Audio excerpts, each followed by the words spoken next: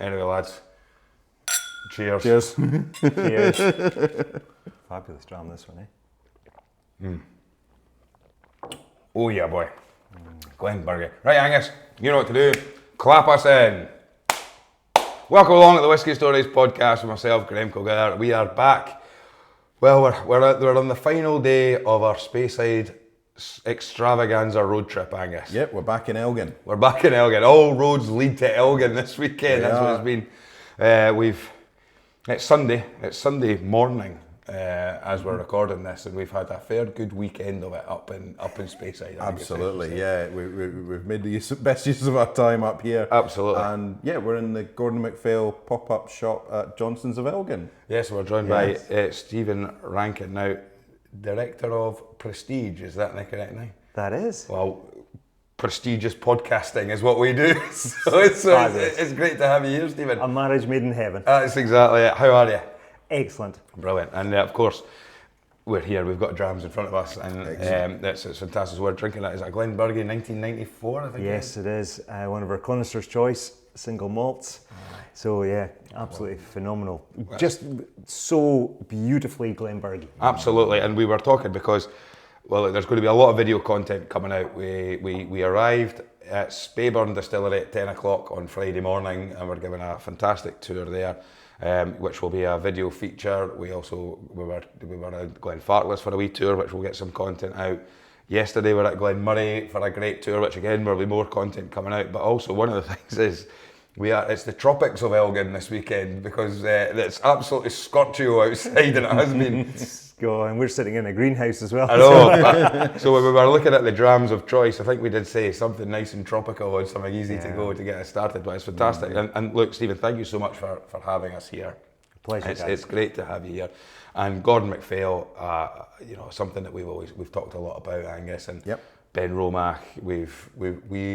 We've enjoyed a great tasting delivered by Keith from Benromach. Scotch of the Balmoral. Yeah. A few years ago. Good few years before the podcast started. Before the podcast started, yeah. And it was about the time that we were looking at setting the podcast up, and Keith came down, and one of the things that still makes me laugh was the brown liquid.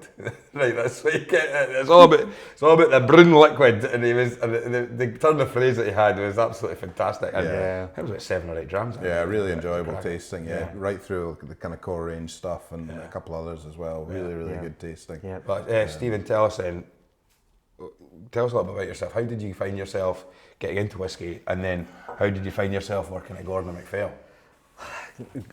Wonderful questions. So, it was the year 2000. Mm-hmm. I'm a chartered surveyor. Mm-hmm. Finished uni, worked in Edinburgh, and everything was going along really well. Passed my professional qualifications, trucking along, great group of guys. And the company I was working with, they were a global business actually, and Edinburgh was just one of their offices. And there was suddenly quite a significant amount of change, and the owners came to the ripe old age to retire, and he didn't have anybody obviously to take over, so the next best thing was a management buyout. So that happened, the company was called Bucknell Austin, and when that happened, that sent a lot of changes around the business. And with my immediate group of peers, my immediate boss, he left to sit. You could tell he saw something that he wasn't willing to stay for. Sure. He then took 2 of the senior guys. They set up their own business, and then we had some wonderful people still there, two fabulous people, Charlie Martin and Willie Allen, and just brilliant.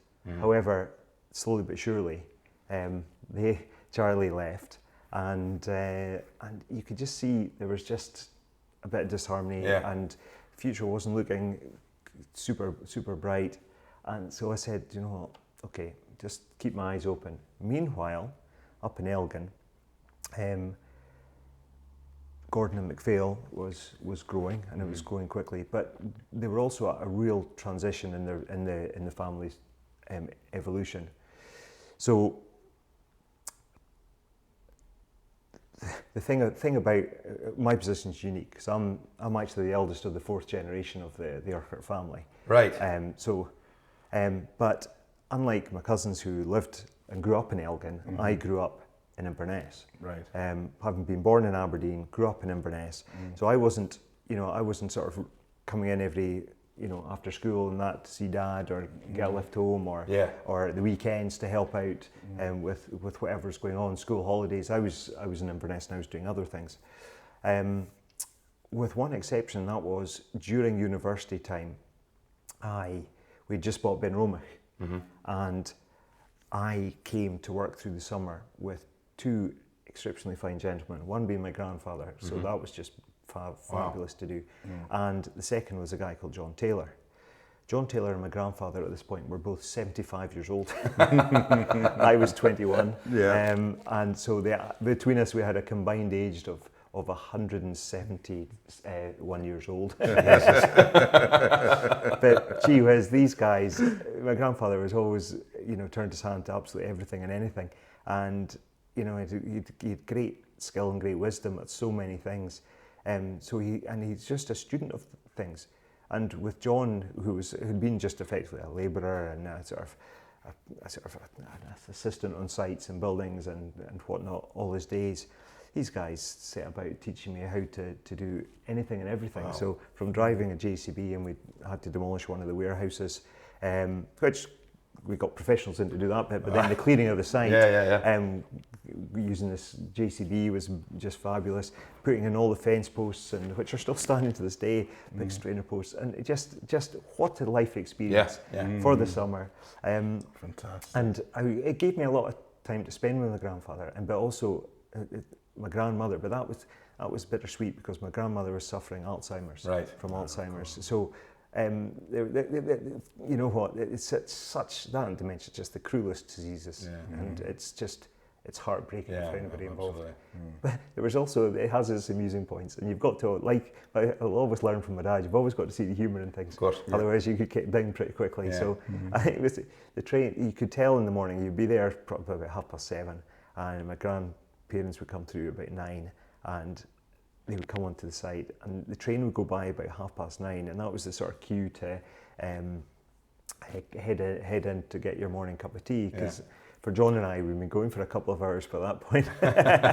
And so of course we'd have a cup of tea and chat away. My grandfather was a great one for his rich tea biscuits and the dunk, so we'd all have rich teas, cup of tea, right, off we'd go. Of course, with dear grandmother, she would turn to us and she'd be, right boys, off you go back to work, and she would tidy up, and of course she would have one of these moments, like we all do actually, where you would stop yourself and go, right, am I putting this away or taking it out?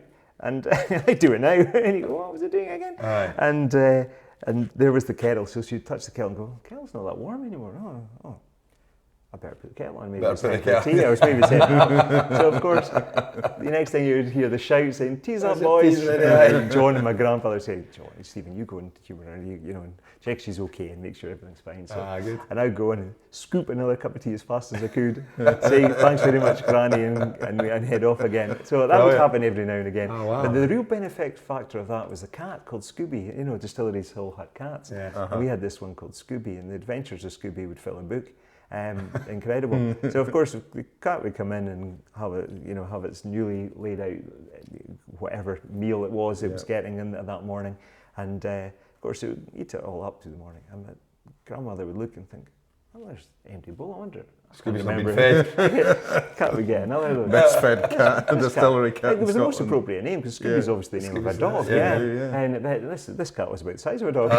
Exactly. So I mean, I have to say, Stephen, like the family connection, the Gordon MacPhail family story and things like that, and it's like, the generations. I mean, how many generations now are we on the Gordon MacPhail sort of family tree? So there's 4 generations that have worked in the business, and the 5th generation is strong and healthy. It's obviously, given the age span of the 4th generation, it means that when we've all had children, there's an expanded age range. So the eldest is my eldest son Jamie, who's 22 this September. So he's just finished his degree at Edinburgh University and did very, very well. Because first year or so of that was COVID time. Yeah, of course, coming to terms with the way, and just lecturers, everything online, and never seeing somebody in flesh, and not even in a cohort of about, I don't know, 200 or 300 folk in his year doing business with economics and marketing and stuff. You know, you think you're going to create a lot of friends, but COVID actually restricted that, isn't it? Challenging. And is that part of the? I've always heard about, you know, the family plan and things like that.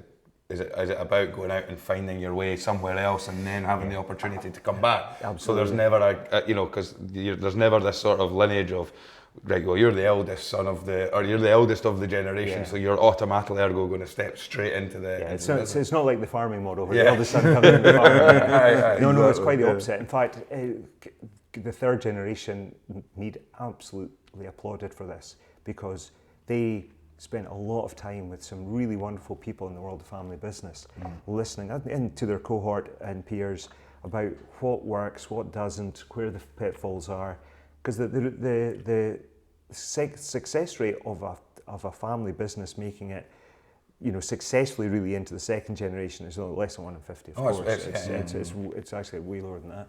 To make it to the third generation, it's drops significantly, and to make it into the fourth is, you know, you're that's hundreds. What's the old saying about what's the generation that statistically always first start it, second make it, third you sort of mess it up. So I mean, there's a more, less eloquent term, but I mean, and right, okay. Well, I tell you what, let's go all the way back. Let's ride all the way back. And for people who are listening to this, they'll maybe know the Gordon MacPhail. They've heard of Gordon MacPhail.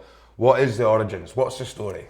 So, the story's absolutely fabulous. It was two gentlemen, James Gordon, John Alexander MacPhail.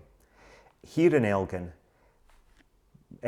James Gordon is a small sort of trader, cask broker, in the town here. His good friend, John Alexander MacPhail, is a grocer. And what year is this then, sorry? 1895. Right, so 1895. So, and it's worth saying, here we are, 2025, with 24th of May was the day they opened the doors. So the 24th of May this year was our 130th anniversary.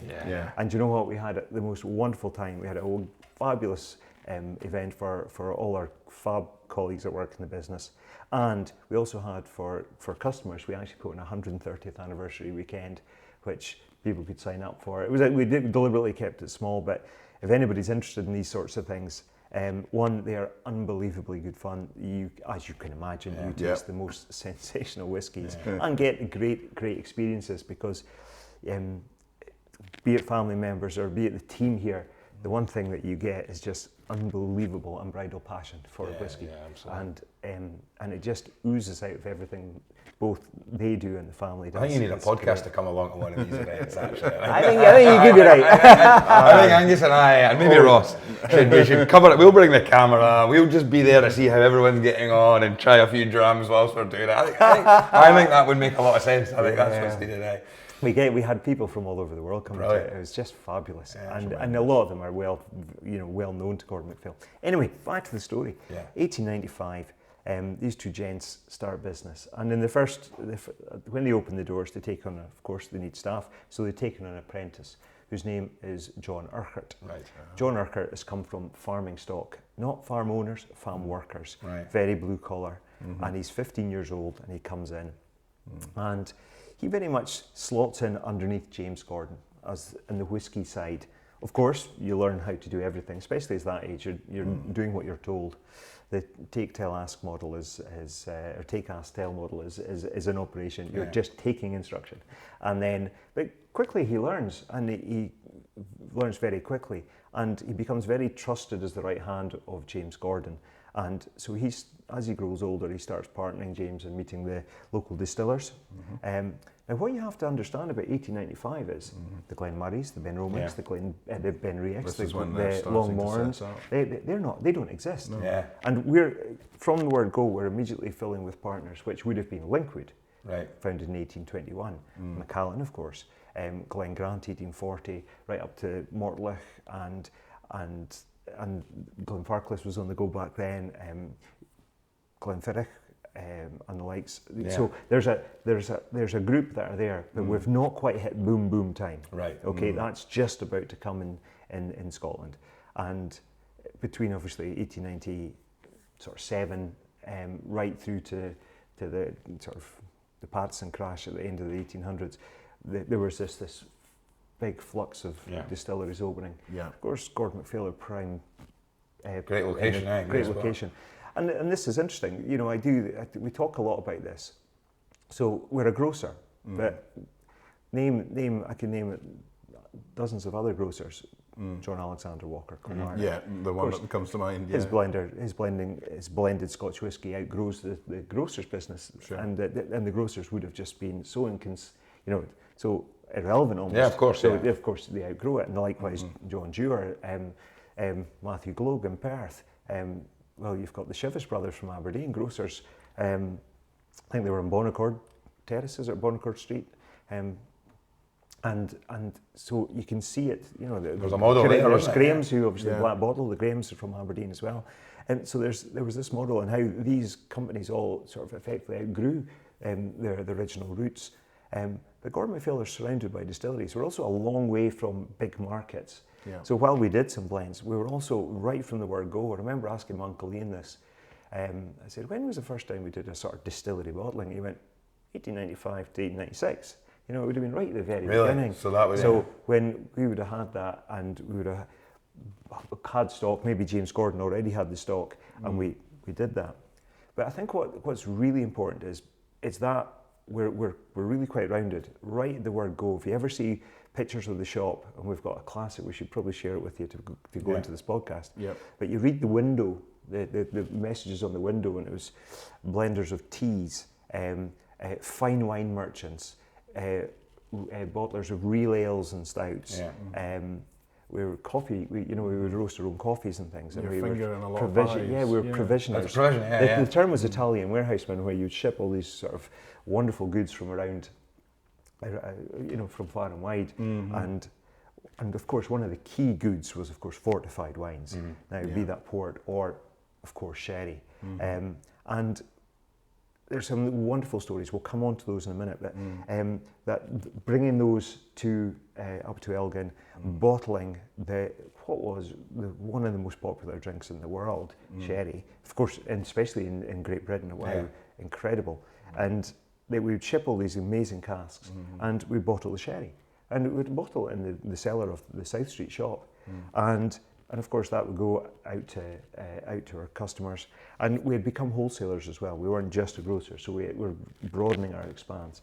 And what do you do with the empty casks? Yeah, well, of course, you go and fill them to your friends. And when we were at Glenmurray yesterday, they were very proud that they had ledgers back till 1910, where they could say, there's masala cask we're filling, and obviously people think masala cask, this is this relatively new thing. Modern day for finishing, yeah. Yeah, 1910, they were filling casks in masala. Yeah. So let's look at this. Madeiras, ports, sherries, this would have all been coming in. And what was absolutely charming was, you've got this young guy who's learning the ropes, he's building this knowledge, he starts, supporting James Gordon more and more, who's of course probably relying on him because he's focusing more and more on the running of the business. And we get to 1915. So 20 years into the business, 20 years of this young apprentice working hand in glove with the two owners. And he's senior manager within the business at this point, got some really key responsibilities around the whisky side. And MacPhail announces he's retiring. Okay. His family, I understand, are in Inverness. So what does he do? He leaves the area to be near the family, and James Gordon turns to him. You can picture the scene. You've been working with me for 20 years. There's nothing you don't know about the business. Would you like to be my partner? Wow. Of course. You're only going to say yes, aren't you? Yeah. Well, that was a great move, because that partnership was to flourish, blossom, and grow for 2 entire weeks. 2 weeks. 2 weeks. That was it. The story goes that James Gordon sadly passed away.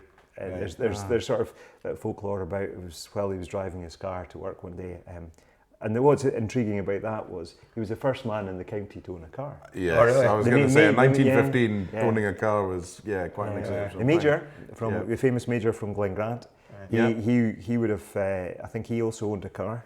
But it's really interesting. So if you track back, first man in Scotland was one of the Dewars to own a car. First man in the UK, William Lipton of the tea. So you can see how tea was so important. Tea, and that made people's fortunes, of course. Yeah. And of course, what did a lot of the grocers do? They blended their own teas. And they had their own house blend. You still see it today, and obviously the fine establishments down in London. And that then brings us on to what everybody knew Gordon MacPhail as. Well, one, we were on a corner. We were quite prominent in the town. We had our original advert when we opened read that we choose to sell, I think, high-class goods, and all our goods are hand-selected and high-class goods, and customers favouring us with their patronage may depend on getting a superior product at a popular price. Oh, wow. There's the language of the day, isn't it? That's good marketing slogan. So Absolutely. So that was fabulous. And of course, you can tell by that he's had a card the success of the business even then. Well, I want to go back. Let me just get this clear then, right? The original business model. So you've got James Gordon, you're saying, who was a cask broker. Yeah. What at the time when Gordon MacPhail, they both decided to do it. So was that the business model looking at cask brokerage or whiskey immediately into a grocers? Was it just a case? Right from the start. Right from the very Right from the very start. So the model really was selling, provisions, and we say grocers, we think of grocers as fruit and veg only or things like that, but actually what you were saying is, because that leads me on to the second point, because we were actually driving into Elgin today and we were speaking to the taxi driver and he was talking about the coast and things, and I said, Elgin feels like a coastal town. Yeah. But you can't see the coast from Elgin, but it is a coastal town. 5.5 miles, so it's not far away. And do you know what connected us to the coast? The Grant family of Glengrant Distillery. Yeah. This is another great story. So if you go to what is the Royal Hotel, you'll actually see on one of the pillars inside there, you'll see the a sort of almost like a coat of arms, an engraving on the stone, which is what's on the front of Glengrant bottles today, because that was James Grant's house. James Grant had become the Lord Provost of Elgin, and his brother John, who there's all sorts of funny stories about him, about how he, because these were the original two who bought Mortwick, sort of dismantled it, moved it down, built Grant in 1840, and one of the things they recognised is they needed to get goods to market. Yeah. So the story goes that using the public purse, James Grant would help the people of both Elgin and surrounding places by putting a railway line from Elgin down to Lossiemouth. Yeah. And Lossiemouth was being the key port, would allow people to get goods out and goods in, of course. So that was a great help. And I suppose like this is what we talk a lot about Leith down in Edinburgh, and we say about how as a massive international port into not just Scotland but the United Kingdom, that's where we started to see these blending houses opening up down in Leith and all that. But up in Elgin, because it's easy to forget that you're not in the coast, but you are the closest major town to that coastal pathway. So then, like you're saying, tea coming in, interesting casks, sherry coming in. It wouldn't have, if it was coming down the way, if it only had to go to Elgin before it had to stop, before someone like Gordon MacPhail would probably buy those provisions and then be able to distribute it out themselves to all the other people within the area. Absolutely. So that was, right, okay. So we've got a 2-week period where they're working hand in hand then. Yeah. And then he dies. Yeah. So of course the widow apparently didn't want anything to do with him. There was no sign of any children that were coming into the business. If they had, I'm not sure they had children actually. So the widow says, "Look, the business is yours. I won't stake a claim to it." So, so that's what happened. And that's in 1915. Yeah, in 1915. And then what relation is this person then? Great grandfather. Great grandfather. John is my great grandfather. Yeah. And so he was married to a lady known to everybody as Maggie, and they had 4 children. There was Johnny. There's Elizabeth, known as Auntie Betty to us. So Betty, there was Gordon, and there was George. George was the youngest. He was born in 1919.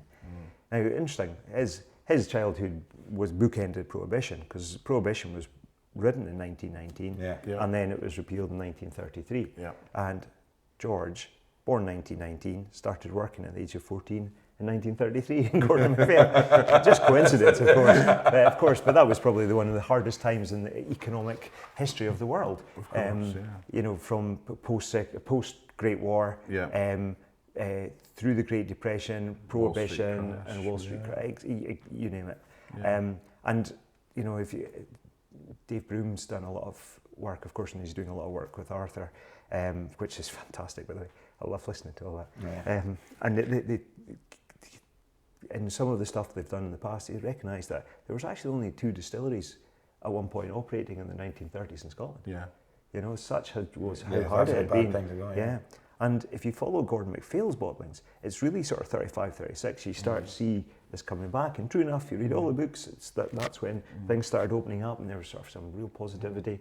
Meanwhile, the shadow of the Kaiser, as it were, from the Central Europe and Germany was creeping in. Because I think as well, even during the Second World War, there was only 1 distillery that operated, or 2 distilleries that operated throughout the war. No, well, technically I don't think there was, because I think... I may be completely wrong. In 1944... Head of research is not no, Angus's role in the yeah. podcast. He's already made a mistake here. No, because apparently what happened was, during the war, of course, what do you need? You need Grain. barley, Yeah. so you need your grain, you need fuel. Yeah. Both of those are being diverted for the war effort, and you need course. people. But of course, in all these small villages and towns, they're all going to fight for the Seaforth, Exactly. the Seaforth and Cameron Highlanders and all this sort of stuff. You know, so they all your everything is leaving you effectively. If you know, we've bottled some sensational whiskies from 1943, and that'll be one of the ones that, in my top 3. That's for sure. Wow. But the reason that happened was because actually all the rationing sort of stopped at the end of 42. That was October 42. But people, you know, you've probably heard of a lot of distillers in the past talk about they like to distill through the winter months. Well, abundance of water clearly, but it's colder, and you get a better reaction with the cold temperatures and the copper, and so produce obviously a better quality spirit. Now, what the likes of Glenlivet did was they actually held back, and they distilled them through the winter and towards spring.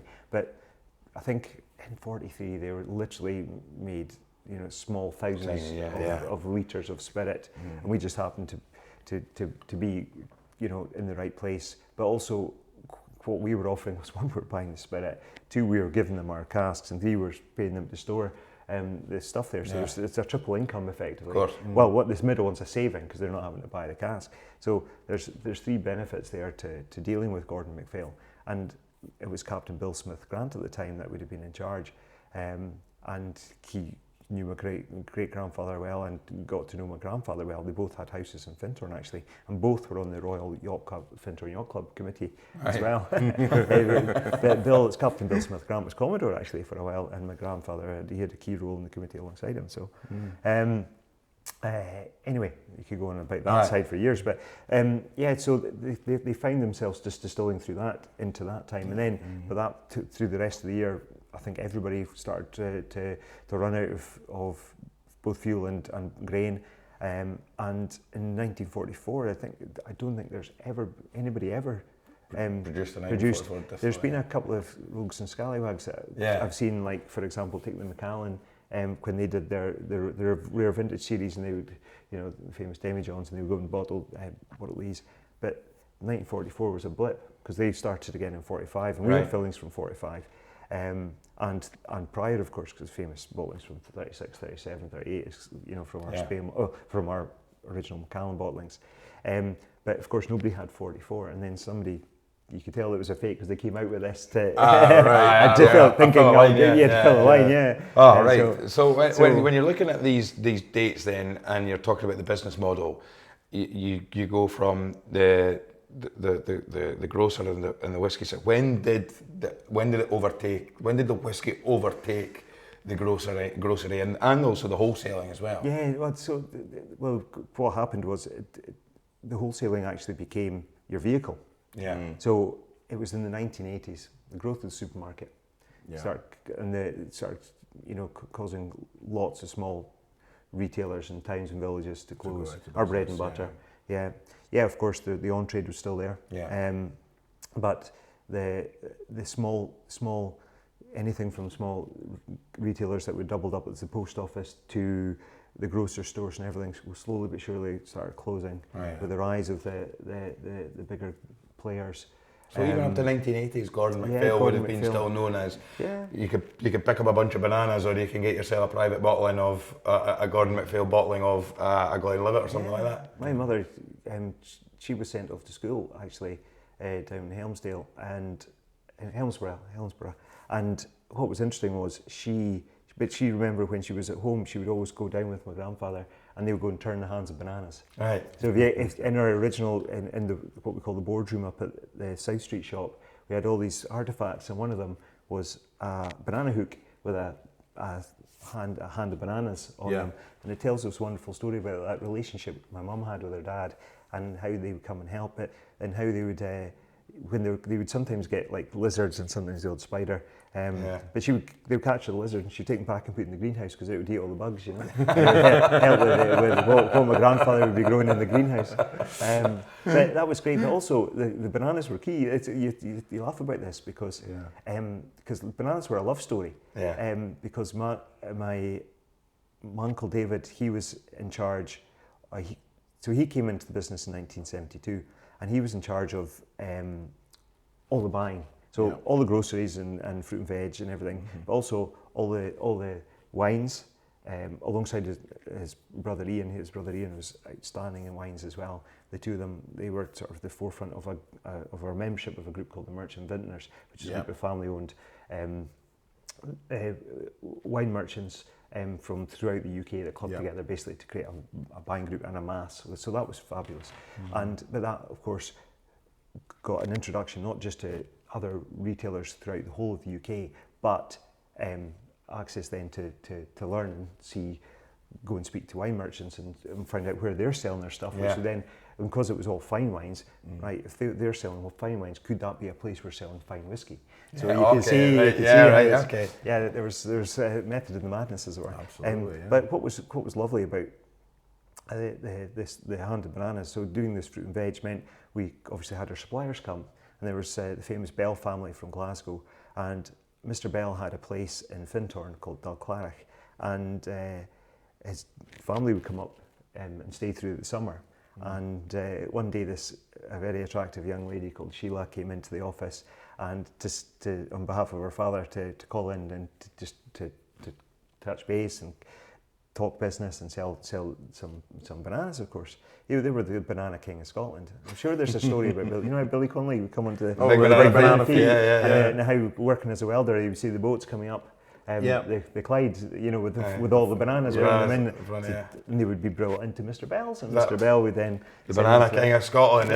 So bless, a brilliant story. And so anyway, of course, David became quite smitten by Sheila, so he'd go down and ring the bell, and of course, one day he went and rang the bell asking if Sheila was available to come out for dinner that night. And of course, your worst nightmare, of course, as a young lad went to court the girlfriend. Who answers the door but the father? Absolutely. Mr. Harker, what do we owe this pleasure? It's actually not to see you, Mr. Bell. I'm wondering if your daughter's in. So, of course, but without that meeting, David and Sheila would have never got together and married, and wouldn't have my cousins, Richard and Stuart, who are...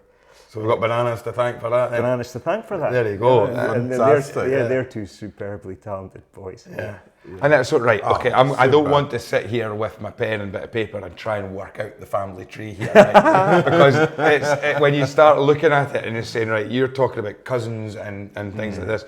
So how many of the family are currently working within the business right now? I'll just take a step back. So George came into the business, did what John had done, fitting under James Gordon's wing. George came in and fitted under his father's wing. Now, he was 14 at the time.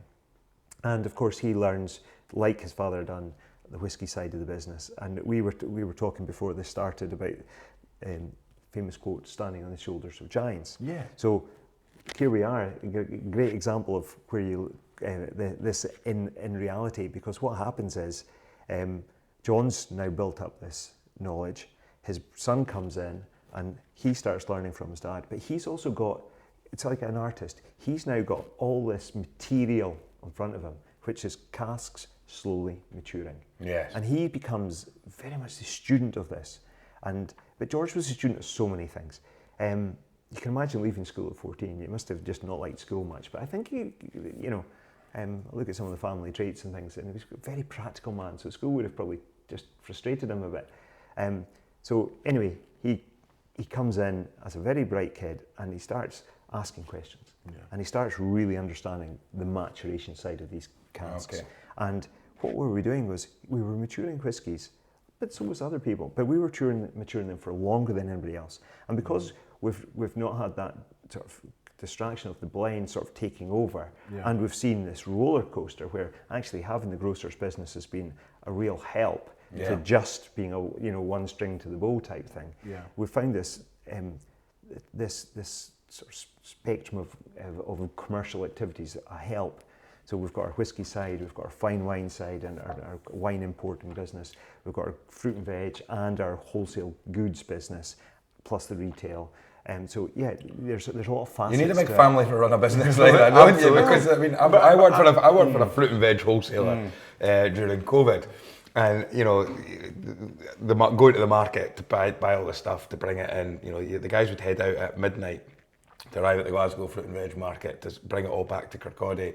And then the orders would be then divided up, and they'd be sent out at 5 o'clock in the morning and stuff like that. But I also used to love, there was one guy, Alan, and he was the guy that he could sit there and he'd pick up the phone, and he'd write it down. And I used to wind him up. I'd play the countdown music, and I'd go, right, Alan, I want 2 punnets of strawberries, I need a box of bananas, I need this, I need that, the next thing, and he'd go, right, and he'd write it down, and go, £28.30 plus VAT. But I mean, that's a business in itself. So, and then you've got wine merchants where you're saying, right, you've got so you can't have one person that must have been sitting there with about 6 phones on their desk going, right, I've got a call with these guys because I need to get some wine in. Of course, there's expertise in different areas as well is what's required. So, of course, so such a varied business. George worked with his brother Gordon for a period of time. In 1967, so George then, there's a bit of a trend here.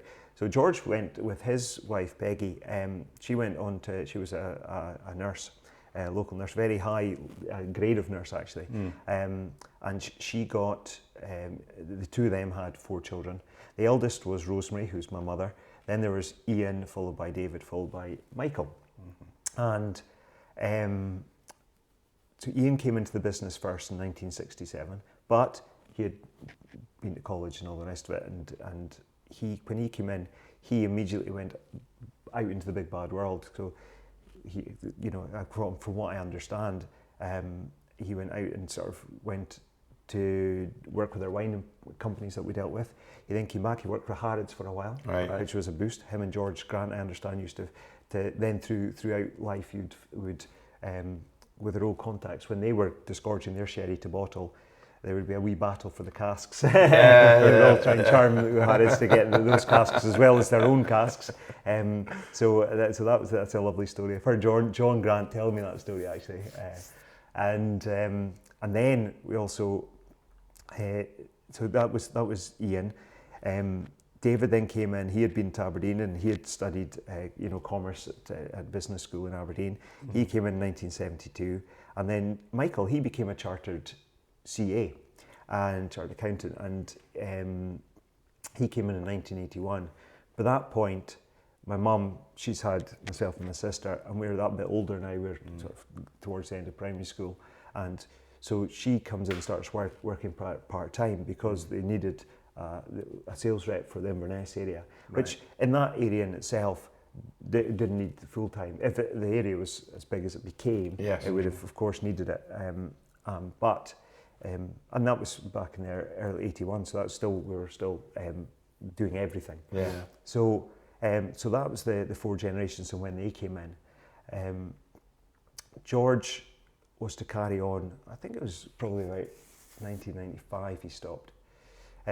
He had become senior partner in 1956, and so that was the year that his father John was to sort of retire, but he obviously wasn't in great health because he was to actually pass away that year. And George had stepped up and became senior partner. Now I'm looking at the maths here and I'm going, right, 1895 he started, and he's gone to 1956. That's 61 years working. My grandfather starts in 1933 and he goes to 1995. apparently my grandfather, he did retire and then got his P45 on the Friday and was bored and came back on Monday. Frustrated the hell out of my uncles, understand. That's a tale we've heard before, actually, a few people. So he was, so I think he frustrated the hell out of the boys, David and Ian and Michael. Come on, Dad, you need to retire. You need to retire. But of course, but if you take 1995, for example, as the time, that means 62 years. So I'm thinking, wait a minute, I'm a generation down. If that's 61 and 62, what are You've got to keep going. You've got to leave it. Thinking about you're halfway through your career at the moment. Exactly. Yeah. So bless. So of course Ian becomes managing director, and then Ian, I think it was 2007, he steps down 2007 or 8, and Michael and David become joint managing directors, and then of course David retires and very sadly has been diagnosed with prostate cancer in 2012, and he had worked, that was him, done 40 years, and so he doesn't retire actually, he does what all the family do. They get to a point, their rules that the third generation created, when you hit 60 you move from being fully, front of house, full executive capacity in the business to a non-executive capacity in the business, to be the mentor and the guide and the wisdom on the board, etc. So that's what David does, right? Very sadly, right the way through to the point he passes away, because it was only 3 years later that that moment came, but bless. Michael then moved into managing director position, and that was fabulous. And then we have ourselves into a situation where we've now got, I've come into the business in the year 2000, cousin Neil came in 2002, and then I think it was 2007 or 8, Richard, and then Stuart came in I think first, and then Richard came in 6 months after, 8 months after. Yeah. And all of us have got degrees in something, background that has actually always come in to help the business, because mine being in the world obviously of surveying and property and commerce, and that, given that we're building warehouses and things and surveying you've got things, that expertise there, you've got that overview you can have in doing the work to the shop. Neil, he did his degree was at Stirling, and he became a president of the University Union, I think it was, or the Sports Union or something. He was at the end of his university life, and then he moved into sales and HR actually, which was really beneficial because he came in and ultimately became director in charge of all those sexy things like compliance, HR, logistics, and which as a family business can often very quickly be forgotten. When you work for a family business before, HR sometimes doesn't exist because it's like, well, it's a family business. But as businesses grow in the modern times that you move into, you absolutely need to start looking at these things. And it's as you said, it's the side of the businesses like these things that people are often like, well, tell me about the whiskies, tell me about what's in the warehouses. But as a business, you need it all. Gordon MacPhail needs to have that kind of element, of course. Yeah, and Richard and Stuart, they did software engineering, so there was all computers, of course, and which again, significantly important to the modern world we live in, because they've got that true understanding of how these things work, and which is great to have. We're blessed that we've got a fabulous IT team that sits under a finance director, Ben, who's brilliant, absolutely brilliant, and they are stellar. They are stellar, but in the time we've had Stuart and Richard write various programs that have been bolted into the systems we have to do with cask management, for example. Sure. So there's something you need to understand, the whole maturation thing, to build a unit for that purpose. So, and then when you build a distillery as well, when you're we've been to a few distilleries, just in the last 24, 40 hours, and there's the handcraft element, but now we are seeing an awful lot more of what's written on a computer screen is, and you need these kind of things. Angus, we're talking about these tours. Listening to Stephen here, we were at the Glenfarclas tour and we had a bit of a laugh asking, is there anyone in the family that's ever been named outside of George or because John? it's George, John, George, John. Does it make it easier with this family here when Stephen's talking about all the different names and trying to remember them? Or is it easier if you just go, well, there was George and then there was John, and then he had 2 sons called John and George, and then they had another 3 kids that were called John, George and George II and stuff like that? Well, you know what's really funny? Could you imagine? You got to remember in the world we're living with names and things in the UK, because obviously around the world it's different, and you'll get a real formality in certain parts of the world. Japan is a good example, but in the UK it was very formal. You know, it wasn't long ago that you were still referring to your boss as sir and things like that. Absolutely. But could you imagine being in a family business when everybody would call, excuse me, Mr. Urquhart, and you've got five folk, 5 Urquharts. Okay, one you would tell because she's Mrs. But when she married my dad, she took my dad's name. Obviously, that's why I'm a Rankin. But so you've got that scenario. So, but the boys always insisted that we weren't. That's not the way to do business. But of course, people have that formality. So instead of calling them Mr. Urquhart, they called them Mr. George or Mr. Ian or Mr. David or Mr. Michael. And then, of course, the Mr. dropped and became Michael, etc. Because they're super approachable guys. And so you had that Mr. That's why we've released now the final in the Mr. George Legacy series. You know, there's 5 incredible bottlings. But there's a story. That in itself is a story of family. It's about relationships and about what they held dear to in terms of their values and principles. And that series encapsulates that brilliantly. But so back to your point about family trees. So that's George. John had 4 kids.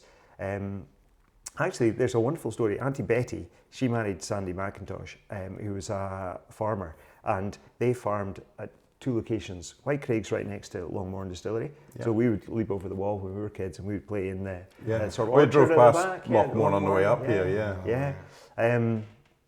And they also had a place called Chapelton, which is, and I'm pointing here. It's handy where for people Val watching. Is, isn't it? It's there's a Chapeltown near Tom and There Tell. is, and there's a Chapelton in the back of Forest where our spring source comes from. There was Chapelton Farm over above Bishop Mill in Elgin, and funnily enough, the site where I live, in the house, just a housing estate, is actually on that where that farm was. And the original buildings where Mrs. Webster stays, the old drying house and that those buildings were converted into be part of a house where this wonderful old lady stays just up the road from us. So you've got this connection, and it's so funny because. And you can track where the different houses that the families have lived in and who lives in them now and all the rest of it. So fantastic. So that now, okay. So that was the family. So John had 4, George had 4, and then no tellers in the houses up in Elgin, and then of course we come into the next generation. So there's 10 in our generation, and cousin Fiona. She lives in Edinburgh now. She's worked in the business. Cousin Laura has worked in the business before her and her husband Kevin. Kevin had, long story, but anyway, they ended up in Australia. Love took them there.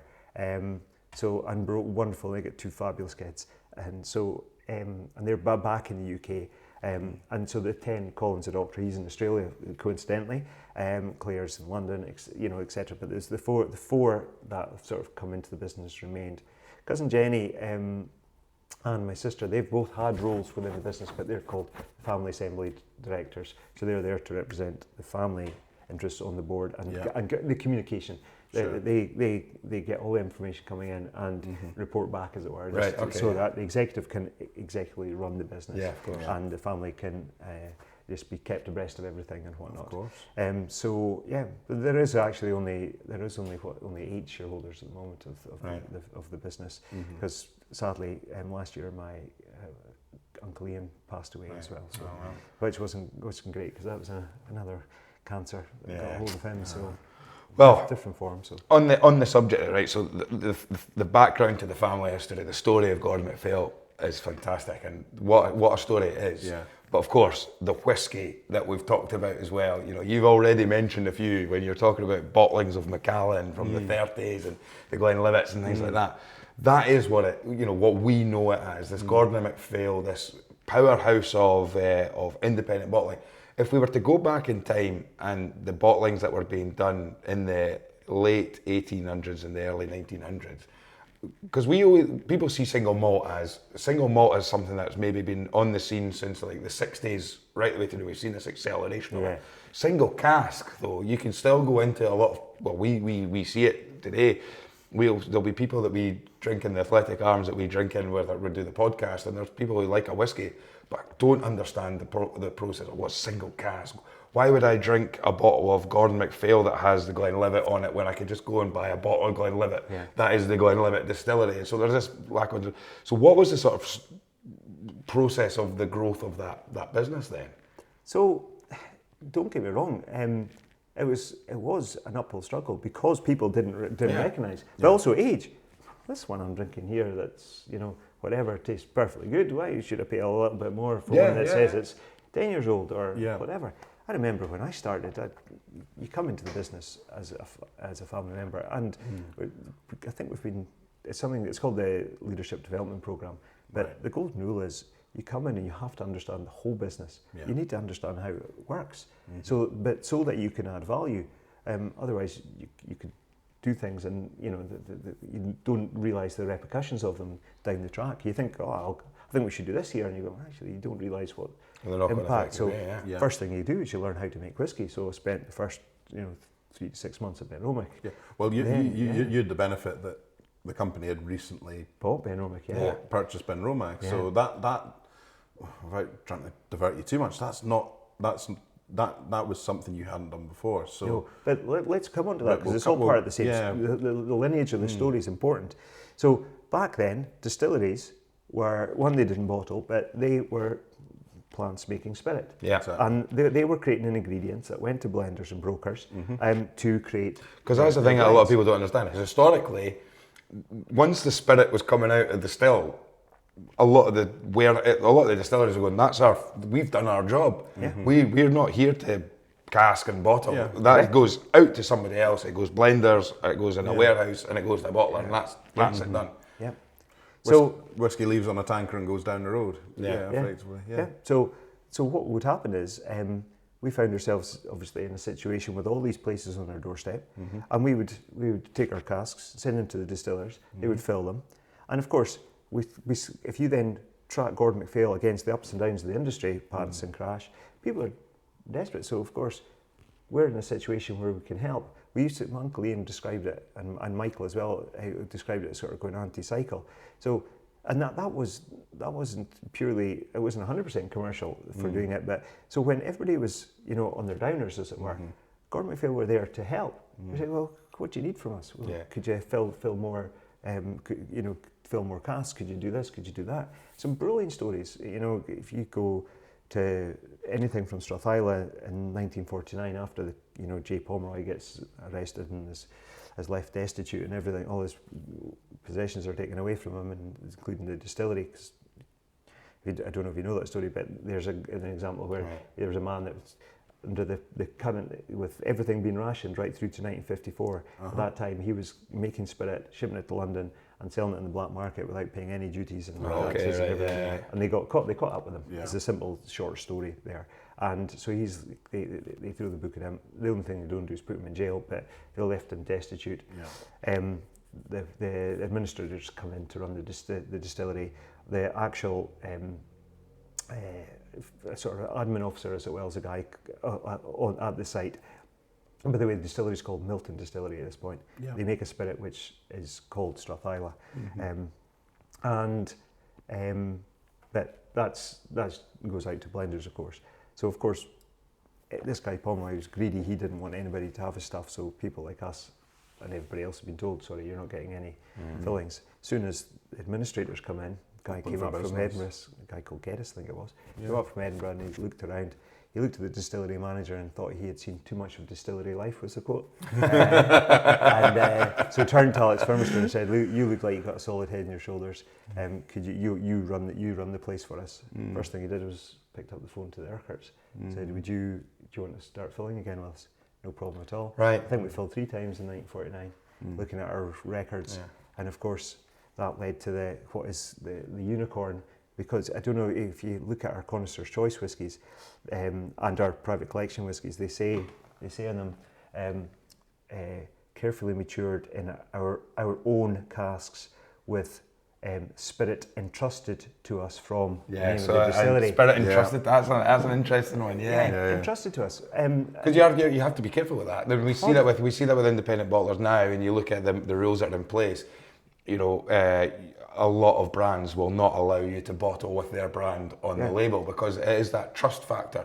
We just don't know if we sell this cask to Angus and myself. Exactly. We don't know what we're going. They don't know, and can't guarantee that we're going to withhold their reputable thing. And we could it could be crap that we stick out, and if it's got their label. The thing is, this is it. Somebody picks up a bottle with a certain distillery on it, tries it, and goes, "I'll never drink that again. That was not for me."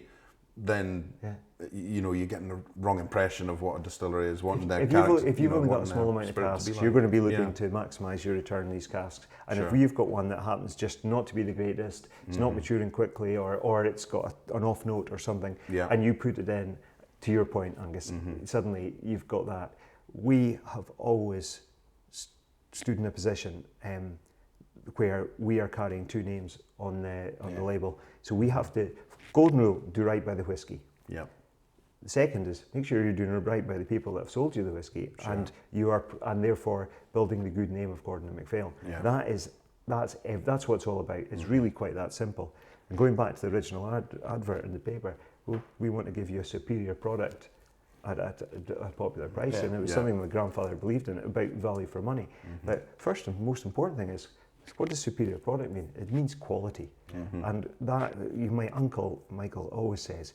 Quality never goes out of fashion. And you know what? The world changes. We all know that. Well, the world changes because, I mean, the slogan, you know, it's a popular product sometimes at a superior price. We always try to make sure that nobody ever feels like you're buying a fancy box. You want to feel like you're buying the spirit. And I think that there was a point in time where we maybe got so caught up in that our packaging fell behind where other people's were. And then the great team, the marketing team we had, and the folk that we used, obviously changed that around, and we sort of came out, revolutionised our packaging a bit. But still to this day, you still feel like you're getting all of these things, but you'd feel that you're buying this sensational whiskey. That's right. So can I just get my head around the business model then in the early days? So you're buying all these, you're sending these casks to distillers to fill, okay? And then the casks are coming back. Now you obviously be laying a lot of them down. But what's happening with all that whiskey then? Are you then brokering that whiskey to other bottlers, or is everything just going into a bottle in the end, like Gordon MacPhail? So everything you fill, you're bottling yourself. And this, even at the early stages. Yeah. We do through our records. You'll see the odd transaction with someone where our goods will be kept, or there's been a transfer, because again, by balancing your stock, they might be doing something to help a blender or a broker or blender, because the world is about relationships. Relationships aren't one way, and for any relationship to succeed, this is a bit of a business chat now, but there's a guy called Marcus Buckingham who talks about this really brilliantly, and you need three things. You need to feel valued, you need to feel like you belong, and you need to feel loved. But what does love mean? You can't walk around hugging your partners and your suppliers and things. No, it's the unwavering commitment to the flourishing of the other party.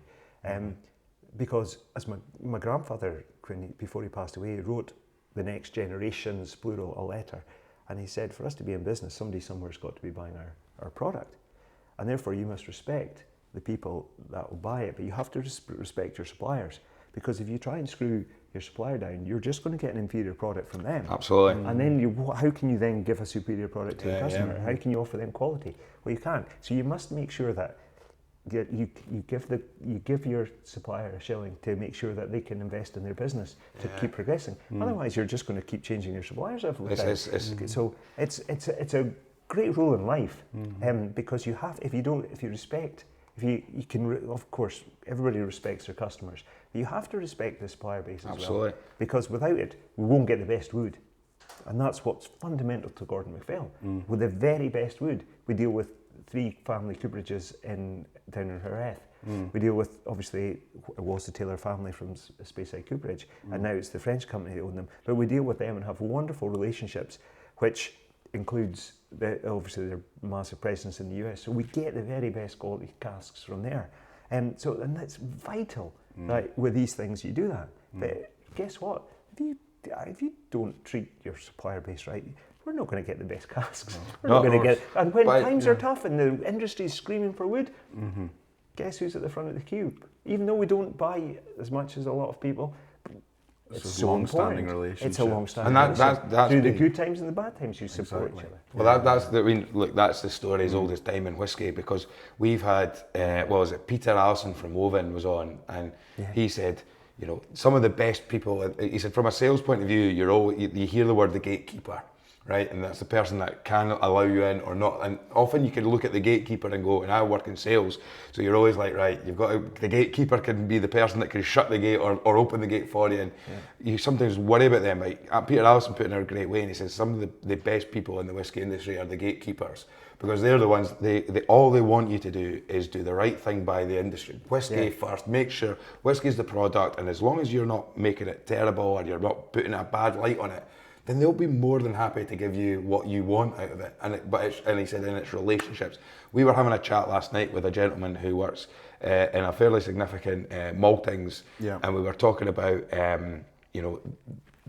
what you've just said about what the letter that was written about respect, show the supplier the farmers with the grain. Yeah. And you're saying that fine balance as the maltsters have to play is the fact that maybe sometimes the distillers might be saying, we're not producing an awful lot this year, so we don't need as much malt barley, which means that the maltsters can't buy as much, which means that they become tighter on the quality of the grain that they buy, and then that might affect the price point and things like that. But at the same time, if you stop giving if you treat the farmers badly and hit them with a low price of the barley, then the farmer might go, well, I'm just not going to grow as much next year, so you're not going to get it. Or I'm going to put in peas. It's like we want the farmers to grow the barley, so we need to treat the farmers. And that's a balancing act that I think the whiskey industry has had to play since it began. I'd imagine is the fact that, and I think that's one of the things that we've always talked about, the sharp elbows in the whiskey industry. The fact that you don't appreciate until you come up to Speyside the fact that you could literally have two distilleries across the road from each other, and they'll probably be quite pally. And in terms of, imagine that in any other business. If you had a car dealership across the road from another car dealership, I don't think they'd be maybe on a personal level they might be quite pally with each other, but on a business level they'd be going, we need to stop people walking into there because we need them to come into us. And it's fascinating. There's a lot of camaraderie in the whiskey industry because I think we operate on a global stage, and I think actually what's really important is that we all do it is first and foremost trying to encourage people to drink whiskey. Correct. And ahead of other things, and then if we can get people drinking whiskey, let's make sure they have the best possible time drinking whiskey and enjoying it for the quality of product it is in the right environment and in the most sociable ways they can. And that's vital. And I think you see it with the brand ambassadors and people we've had on. And I think anyone that works in marketing outside of whiskey would probably scratch their head and go, how on earth are they allowed to do that?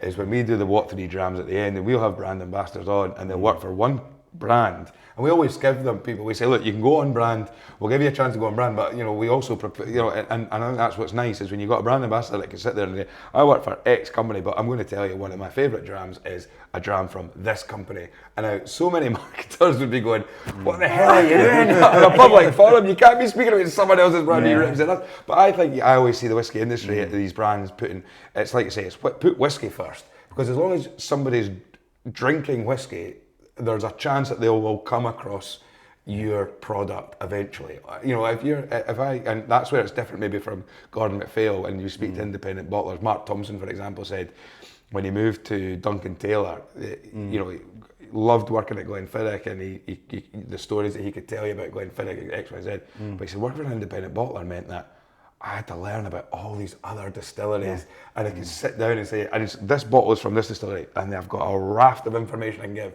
and then this bottle's from a completely different distillery. Yeah. So it's a real, because that's what you are. You effectively are. What you're saying is you've got the Gordon MacPhail brand, which everyone needs to know and understand the quality there. But you're representing so many other little distilleries. As soon as that liquid's in that glass bottle, in our case, 112. We filled 112 different distilleries through our time. Really? So. Yeah. But And some of those, I was going to say, some of those, the example of Strathaila, where we really helped them out to just keep going. It went to auction in 1950. It was won by Seagram's. We lost out, so did some others, but we came close apparently. And in 51 they changed the name. And you can get, there's 1949 from Milton. I think it's one of the, it might be the only or one of a couple of Miltons that were ever bottled, so it's total unicorn stuff, and it's sensational. But we only released it a couple of years ago. So, and then in 1949, if you just even step back from the world of whiskey, what was going on then? 1949, a different world, right? Well, post Second World War. Think about what's the division of Germany, with the division of Berlin, and then East and West Germany. 1949, the year the People's Republic of China was formed. Absolutely. You know, here. This year, I think is it the 60th anniversary of Singapore? Singapore wasn't a country back then. No. And things you'd think of what's happened in the world. Yeah. So, so the world changes. And Jura, I remember Damien from the Whisky magazine came wandering into the office one day to chat to my Uncle David, and he came in. He said, "Oh, is Uncle Ian around?" He says. I said, "No, I don't know if he is actually." He said, "Oh, well, if you see him, say my dad's asking for him." Because of course it was in the 1960s that Damien's dad, Tony Riley Smith, and Robert Fletcher took over running of Jura. Right. And he said, I said, "Oh, this was really nice of him, I'll do that." And asking a naive question, do they know each other well? He said, "Yeah, your uncle and your grandfather used to fill with us at times when, if they didn't, the distillery probably would have closed." Wow. So it was So sort of you're thing that kept the showing doors that open, support. But that's the sort of thing, and that's you know, it's an industry that was supporting us. We're getting some wonderful spirit, and so when the times came, we supported them back. And it works, because it's 2 days, isn't it? But then Gordon and MacPhail today, obviously, we probably should talk about the decision a few years ago when you said Just last year, or just last year. I thought it was last year to February last year was when we started. February last year, right? That you were not going to lay down any new casks, and obviously you bought Benromach about 20 years ago. You've got the distillery Cairn. As well. Yeah, so the distillery, Benromach's been going since 98. So the focus of the business is changing, isn't it? Yeah, with the Cairn. And part of the reason for that is because if you mentioned the rise of single malt, of course, it sort of began to start bubbling away very subtly in the 60s. In the 1970s, I remember pulling out a price list, and our rule was to carry everybody's bottles of whiskey, and the actual list of single malts from distilleries was about 8 or 9, you know, and it wasn't necessarily all the names you think are the big names today, you know. So there would have been small, you know, the odd bottlings done by distillers for certain people or things because of the locality and maybe the relationships with those people, but on the whole there wasn't that many commercial single malts available at all, but there was pages and pages and pages of blends, and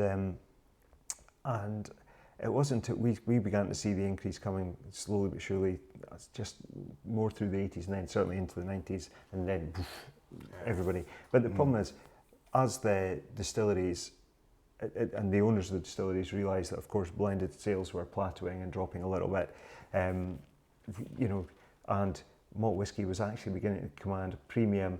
Actually, there's a real sector here that could work hand in glove with the blend without taking business away from the blended market by being the premium offering. And so, of course, as time goes by and people start looking at their own stocks and things, they realise actually this stuff's really important.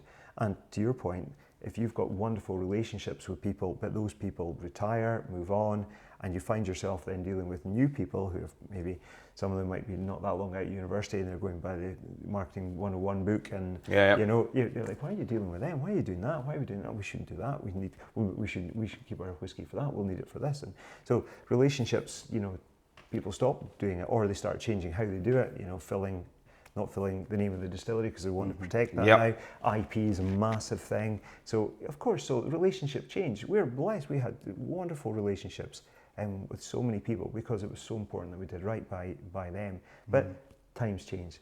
People's focus changes, and they're so.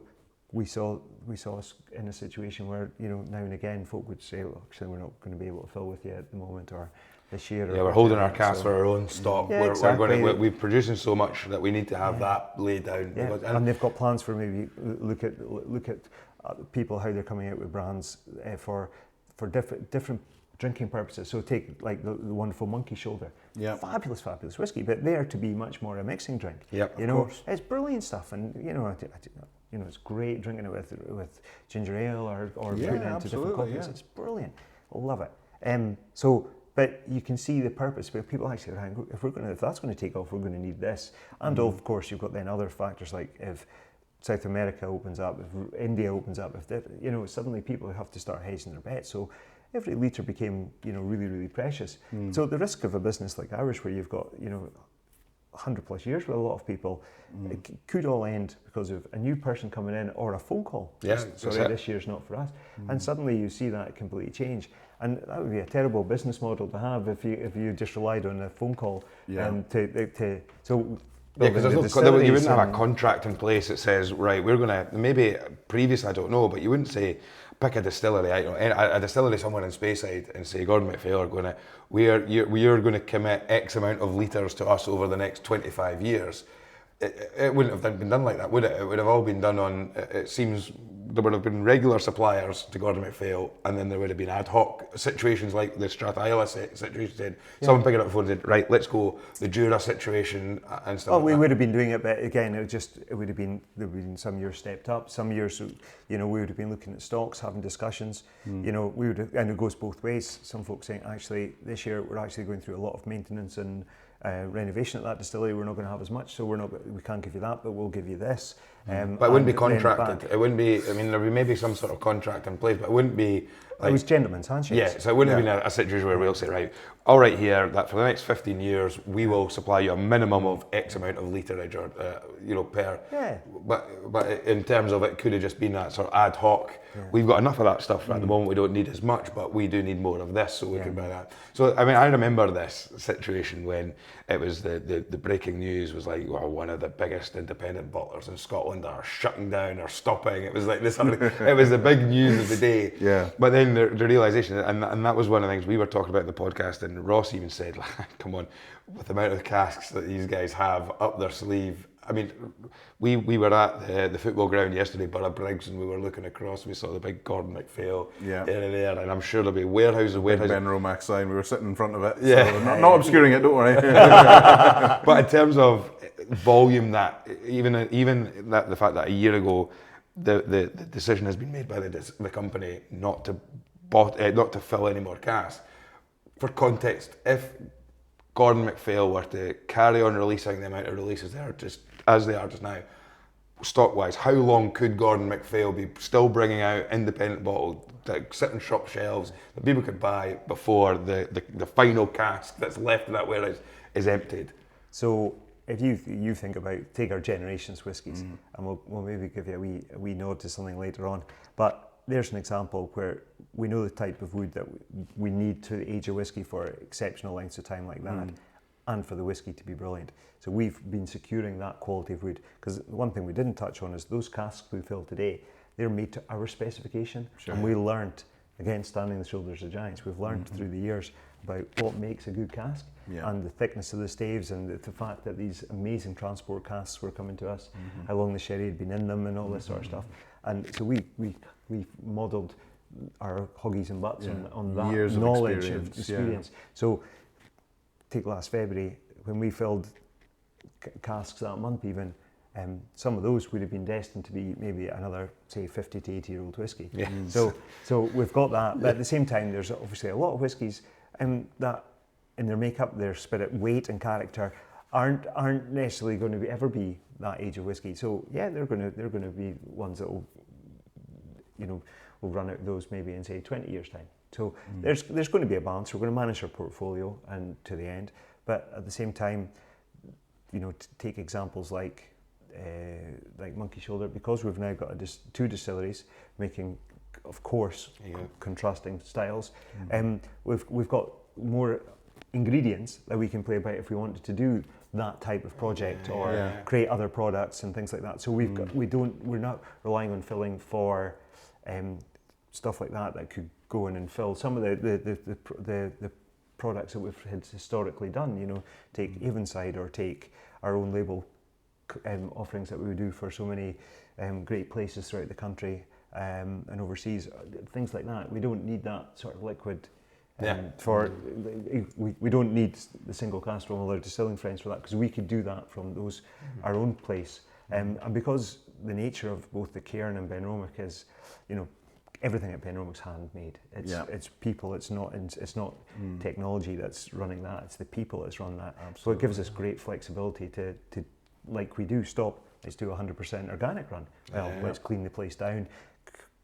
Murdo even goes in and takes out all the fuse oils out of the receiver and cleans it all out before we go. And then he keeps it though, and he puts it all back in again, because we learned from what Klein Lease did. Yes. So all of that stuff is so important, and so you end up in a situation where, but don't get me wrong, just the pride we have in those relationships, and we still have those relationships today. Sure. And because we know, and to your point, when we're standing at somewhere and we're talking about Glenbergie, we know we do it with pride and passion, which is only going to benefit that. We came out with our generation's 80-year-old. That was 1940, and it was from Glenlivet. And actually, you could see a few people in a company might get a bit prickly at, there's somebody with our whiskey's older than anything we've done. Actually, guess what?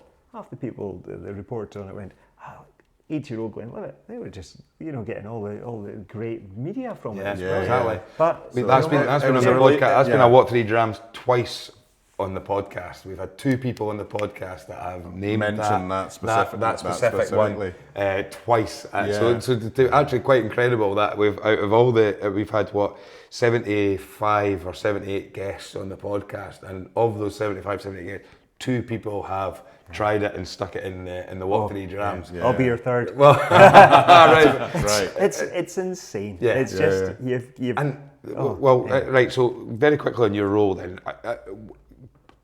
We see Gordon MacPhail as you can see the bottles, the pictures and things like that. We enjoyed, now what collection would it be from? It was the Milton Duff 10, it's one of my favourite. It's our distillery label series, it's in Discovery now. Yes, and gold medal winner as well. Absolutely, and you've got these great ranges that very accessible for people to purchase.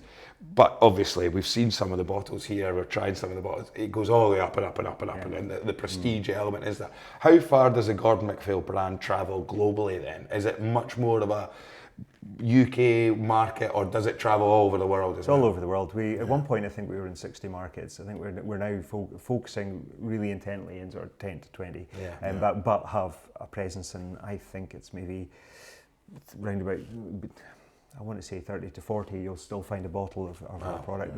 But yeah, with a company our size, it's about focus, and you've got to do that, and it's about relationships, and it's something that we're really, I know my cousin Richard is in charge of our sales director for the Globe. It's something that he's really putting a lot of emphasis in, and that is that relationship building with the people that we've had, multi-generation relationships. You take La Maison du Whisky in Paris, it was the two Georges that got together, George Beneta and George Urquhart, and that was a relationship that started 60 years ago.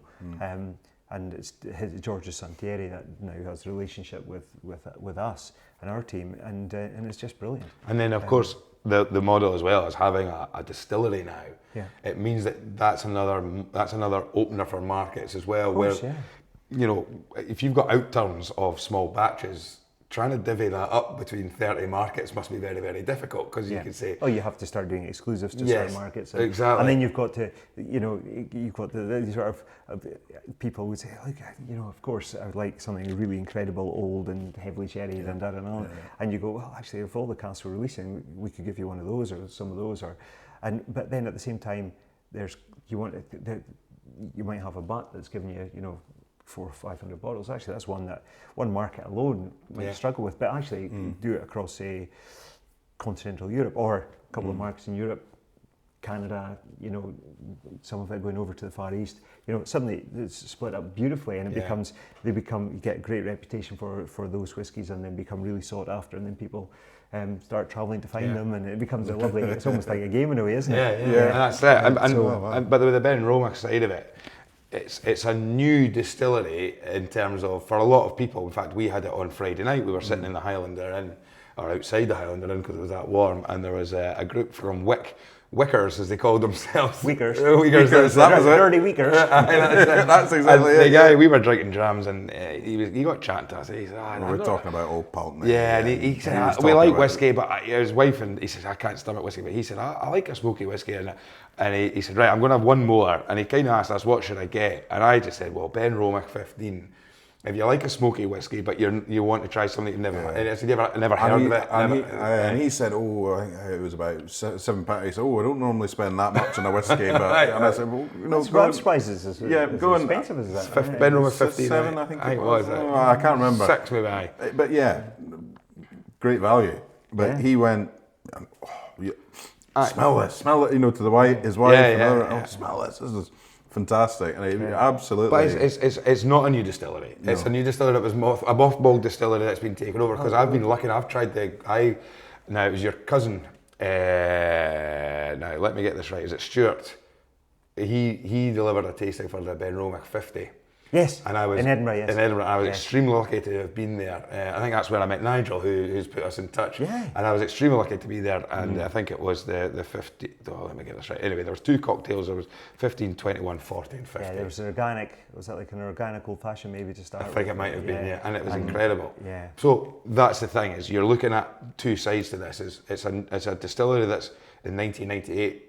Restarted, so it's reproducing, but also I'm sure, and we've heard this story before with like Ian McCloy distillers looking at Tamdhu and other things, where basically you open up the warehouse doors, or maybe even some of the stock that you already had from previous relationship with Benromach. You say there's stock already here, which is aged stock that we can carry the brand into. Well, exactly. Also, you've got an opportunity where now you're making your own distillate and in control of that, and you're putting your own stamp on that as well. Well, because Benromach as well it's effectively a new distillery built inside the walls of an old one. Yes. Yeah. So because if you look at the original drawings and things, our stills are slightly different shape and size.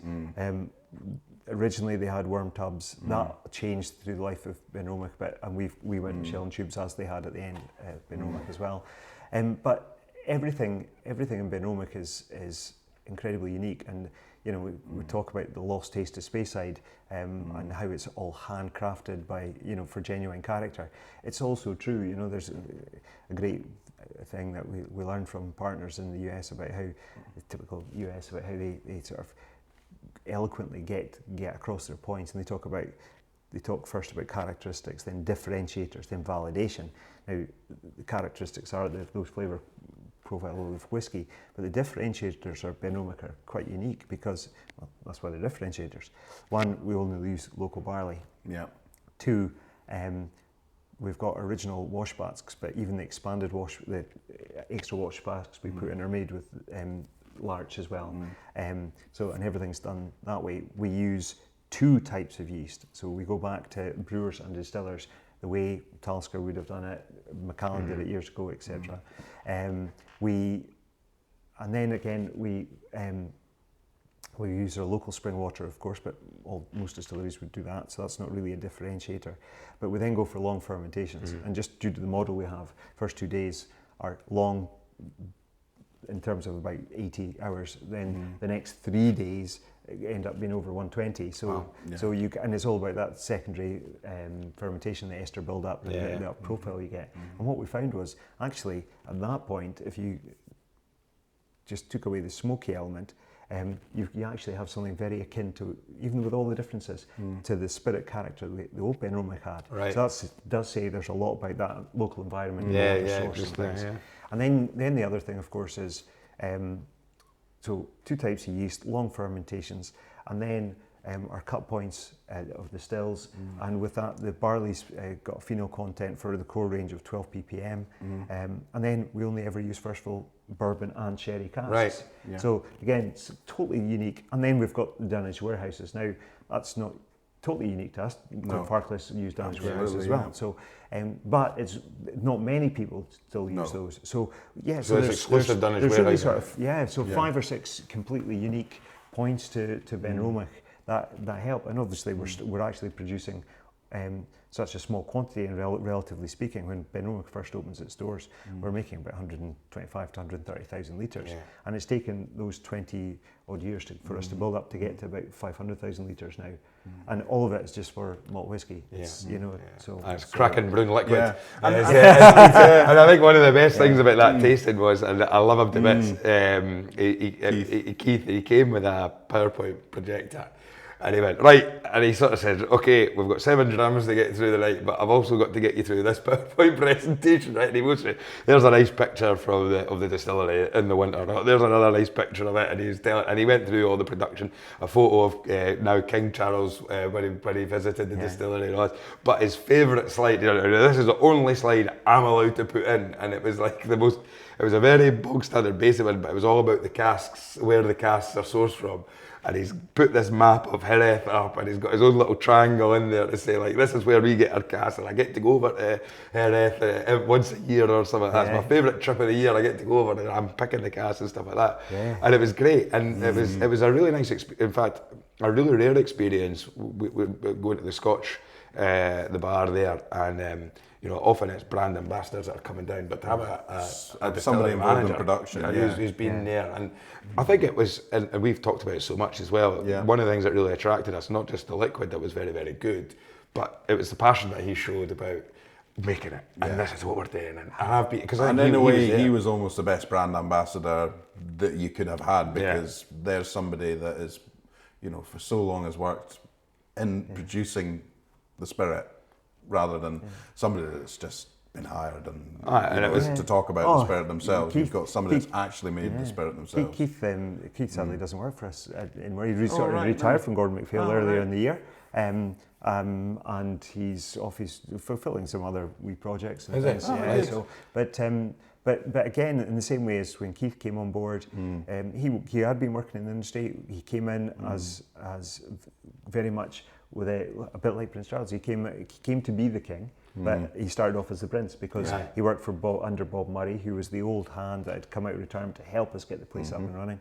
They worked together for a couple of years, and then by that point Keith had absolutely strengthened his wings, as it were, and he could fly solo, and he took on, and then over time he's had different people below him where he's trained them up, and now it's Murdo.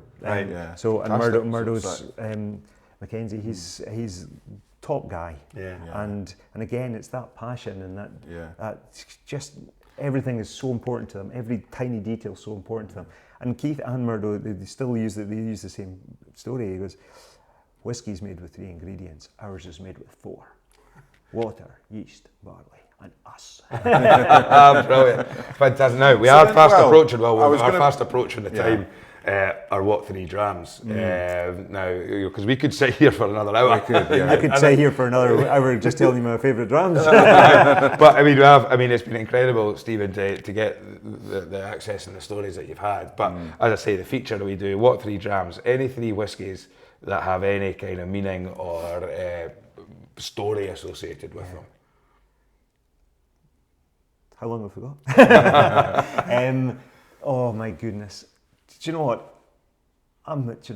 You have to pinch yourself when you work at Gordon MacPhail. I'm sure. Because not only do you get to taste the finest whiskies, but I think there is a real genuine respect. So, but I think the brand and it really inspires people. And so I get to work with just fabulous people.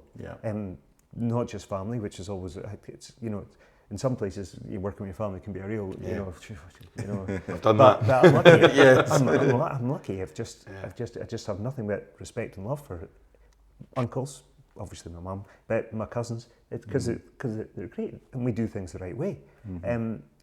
But the people that we work with are brilliant, and I could honestly, every time you ask me this, I could give you 3 different drams. Because I've had the joy of sitting and with my uncles enjoying. We did a 1949 Benromach years ago, and it blew me away. And it wasn't until we did the 50-year-old in October last year that I thought, holy mackerel, you had something yeah. And so, but it's a different style. Cherry matured, but in American, big old transport American oak made cask. Right. Just phenomenal. So I would probably actually put the new Benromach 50-year-old, and I had the most wonderful experience with a guy who actually he's a relatively new friend to me. And I had a dram with him in Dornoch last year, and he messaged me afterwards and said, I was reflecting on that, Stephen, that's the best whiskey I've ever drunk. Really? Wow. And I was thinking, that's good coming from you. He's got a lovely collection, which he showed me, and I'm like, wow, that's amazing. Yeah. So the 50-year-old Benromach would be one, and that would be one of my Benromach. However, not many people in the company see past the 15-year-old because it's just so well constructed. Yeah, it's an incredible whiskey. Yeah. It's just so. If you said, right, what's your best 3 whiskies? You know, under a budget or whatever. Benromach 15, the Glenrothes Discovery 11-year-old is just phenomenal as well. In terms of that, inexpensive, brilliance. However, if this was my very, very best top. We're fast approaching your 7 drams. So you see, you're I'll tell you that. Right? You're allowed a few honourable mentions. Honourable mentions at the lower end. This is so hard. I like the mother and father from Orkney, the Highland Park I call the father because it's got more robust, and then the elegance of Scapa, of course. And I had the wonderful joy of a really, really old miniature. I don't know what a bottle it was, with a friend from Switzerland, and we sat in this room he's got, and he cracked it with me, and he said, "Why don't you try this?" And it was just beautiful. It was so old school. It was from years and years ago. It was a really sort of, we'd have been the only people bottling Scapa, at that point, and it was so heavenly. I remember when I first came to Elgin as well, in terms of working, and I went and stayed a night with my uncle Michael. And he cracked open an Imperial, and I didn't know Imperial from anything, And I remember thinking, holy smoke, this is a whiskey and a half. Right. And we were bottling, doing that distillery label bottling of Imperial, to the point I ended up buying a few of those, and over the years I've drunk them all. I think I've got one they're all gone. But I've had so much fun with that after that introduction then to then drink it. And again, I had a group of friends. One was a really old school pal from who joined the police force. Actually, he's no longer retired, but he came down with some friends that I got to know through him, that were all from the north, up in the northeast there, and they came down and we polished off this Imperial 1997 in a heartbeat. And it was, I'm sure that was either the same bottlers or very similar to the one Uncle Michael had introduced me to. Holy moly! It was, everybody in the room was just, nobody spoke for the first 10 minutes, Oh, wow. And then with the next look, the bottle was finished. What I love about these stories, everything that you've mentioned, and it's exactly epitomises what we like the podcast to stand for, is every part of all the drams that you've talked about there is drinking with other people. I was at this, we cracked this open, and family and being part of it. It's absolutely fantastic. And Stephen, I can't thank you enough for having us today. Well, really I'm going to finish on then on my Benromach 50, and in sub brackets the 49 from a while ago. The second would be like that Imperial, and the third would be the Generations 80-year-old. And I know this podcast is going out on Thursday, but all I'll say is keep an eye on the press next week. Yes. Because Gordon MacPhail are about to rewrite the history books again. Oh, right. And it is sensational. And everything great about that, the Generations 80-year-old. Of course, for me, it's just heightened because there's a cask that has got the fingerprints of 4 generations on it. It's got my great-grandfather who would have laid it down. Back then, my grandfather would have been 21. He would have been in the business 7 years by that point, from 1933 to 1940. He would have been doing it with another family business. It would have been Captain Bill Smith Grant. And we filled this incredible cask, and it's then seen through my grandfather's generation, then my mum, my 3 uncles, And then Ewan, who's a really important part of Gordon MacPhail's story. And what a fabulous guy. Just blessed I've worked with him for so long, because Ewan and I came in 2000. Ewan, he actually started in 91, but so I've seen Ewan as not only as our sort of working under my uncle, but right the way through to managing director. So just fabulous to see his growth and what he brought to us. And then, of course, everything he did for educating Stuart as well, alongside my Uncle Ian, to what Stuart does for the business now. And of course, these whiskies got Stuart and then his team's fingerprints on them. And we've got such a talented team, it's great. And so, for me drinking that, it's not me just drinking an 80-year-old whiskey. It's me drinking the family lineage, stories, and just thinking back to. Well, this is it. When you think of the hands that have been on that cask, almost, and it's just incredible. Just brilliant. And you're the third person to mention it in our podcast. Do you know what? One thing you forget to do with that whiskey, start drinking it, because the nose is bonkers. It's just, and you're like, and then when you drink, it's brilliant. And all I'll say is, what we're about to come out with, I've had the joy of drinking it once so far, and honestly, not only did the nose last forever, and then when you drink it, the taste lasts. You're like, brilliant. You could, honestly, I think 85 years' time we'll still be tasting it. We'll keep that. We'll keep an eye out. One of those drams that you're not going to brush your teeth at. No, that's it. Well, listen, Stephen, thank you so much for having us. It's been such a good afternoon, getting a chance to meet you and hear the story. Angus, fantastic again. It's been great. Thanks to everybody for listening. Please don't forget to keep liking and subscribing. Join the Facebook group. I can't stress it enough. Our weekend dram roll calls, they're brilliant every single Friday, Saturday, Sunday. The newsletter is great as well if you want to hear Angus's Dram of the Week. We've got loads of stuff going on there. Thanks again to Stephen. Thanks to Angus. The trip has come to an end. This is it. I've still got to drive you home, Graham. We've still got to get home, but that's it. Can I just say for the audience, I'm amazed these guys, A, were on time this morning, B, are still standing. I know, we've done well. We've done very well, yeah. And your football team won 5-1. Absolutely, 5-1, every time that happens. Take a victory there. Well, anyway, guys, thank you very much for listening. Thanks for watching. All the very best. Cheers, Stephen. Slanjava. Cheers.